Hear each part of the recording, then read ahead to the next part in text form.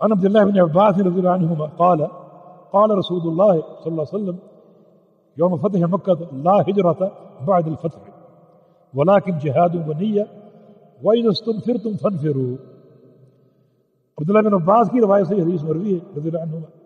فرماتے ہیں کہ رسول اللہ صلی اللہ علیہ وسلم نے فتح مکہ کے دن فرمایا، جب مکہ فتح ہو گیا تو آپ نے خطبہ دیا، کچھ الفاظ آپ نے سن لیے، کچھ الفاظ یہ بھی ہیں فرمایا کہ لا ہجرت بعد الفتح.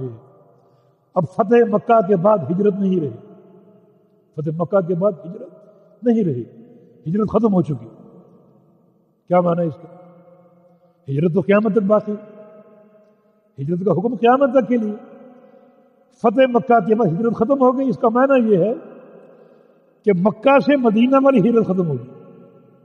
جو مکہ سے مدینہ لوگ ہجرت کرتے تھے اور کرنا ضروری تھا، اب فتح مکہ کے بعد کوئی شخص مدینہ ہجرت کرو اب وہ ختم ہو چکی، کیونکہ اب مکہ بھی دارالاسلام بن چکا. جب تک مکہ دارالکفر تھا اس وقت تک یہ ہجرت معتبر تھی، مدینہ منورہ کے لیے افضل بھی تھی، اس کا اجر بھی تھا.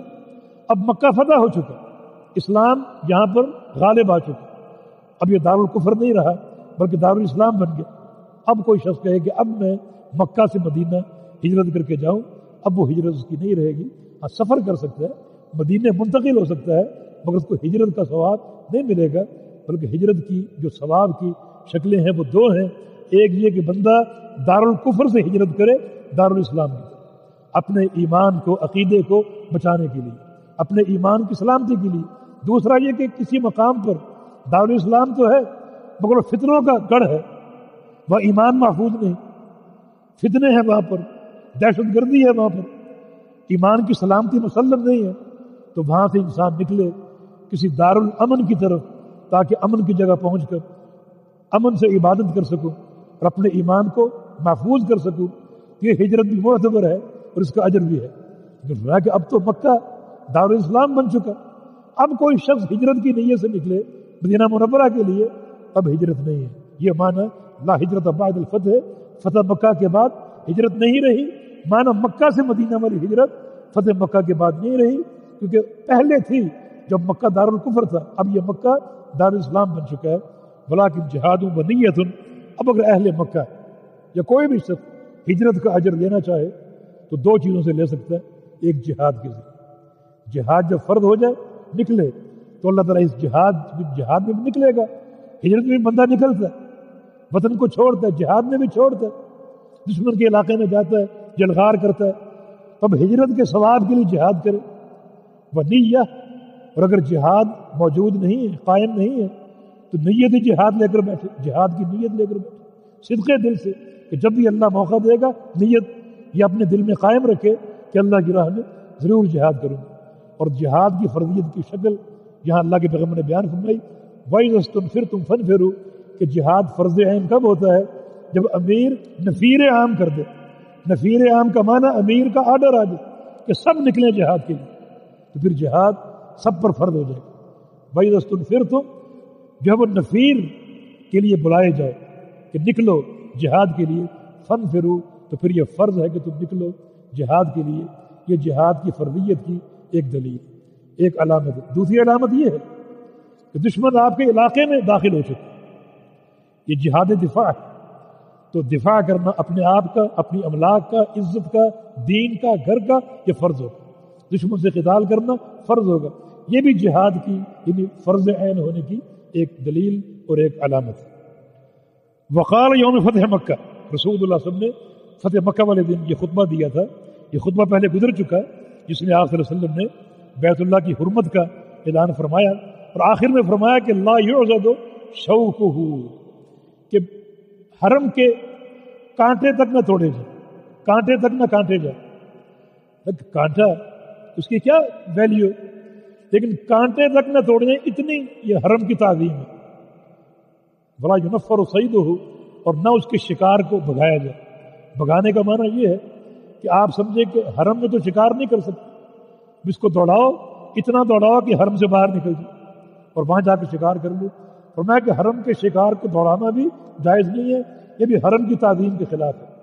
لا یلتقط لقطتہ الا من عرفها، اور حرم میں گمشدہ کوئی چیز مل جائے، لقطہ کسی کا سامان گر گیا، پیسے گر گئے، وہ بھی نہ اٹھائے جائیں. لا یلتفت، نہ چنا جائے، نہ اٹھایا جائے. لقطہ، حرم کا لقطہ، حرم کی گم شدہ چیز، گم شدہ سامان کسی حاجی کا، کسی شخص کا، الا من عرفہا، ہاں وہ شخص اٹھا سکتا ہے جو اس کا اعلان کرے کہ مجھے فلاں مقام سے فلاں چیز ملی ہے. کس کی؟ وہ آ کر لے لے مجھ سے، اعلان کرے. اعلان کتنا کرے؟ کتنا اعلان کرے؟ اگر لقطہ گم شدہ چیز حرم سے باہر ملی ہے تو 1 سال تک اعلان کرے. 1 سال، اس کے بعد وہ چیز اس کی ہے، استعمال کر سکتے. اس شرط پر کہ اس کا مالک کبھی بھی آ گیا، 2 سال بعد، 10 سال بعد آ گیا تو اس کو لوٹانی پڑے گی. 1 سال اگر حرم سے باہر کوئی چیز ملی. اب یہ حرم کے اندر ملی، اس کو اٹھانا جائز نہیں، لیکن اگر اعلان کرتا تو پھر جائز ہے. کتنا اعلان کرے؟ عمر بھر. اب وہ چیز اس کی نہیں، نہ وہ اس کو استعمال کر سکتا. اٹھا سکتا ہے، اپنے پاس رکھے جب تک زندہ اس کا اعلان کرے. اس کی ملکیت میں وہ چیز کبھی نہیں آ سکتی. یہ حرم کی تعظیم کے تقاضے. بلا یختلا خلا ہو، نہ حرم کی گھاس کاٹی جائے، گھاس تک نہ کاٹی جائے. فقال العباس، عباس بن عبد المطلب، اللہ کے پیارے پیغمبر کے چچا، فرمایا کہ یا رسول اللہ صلی اللہ علیہ وسلم، الا الازخر، ازخر کاٹنے کی اجازت دیجیے.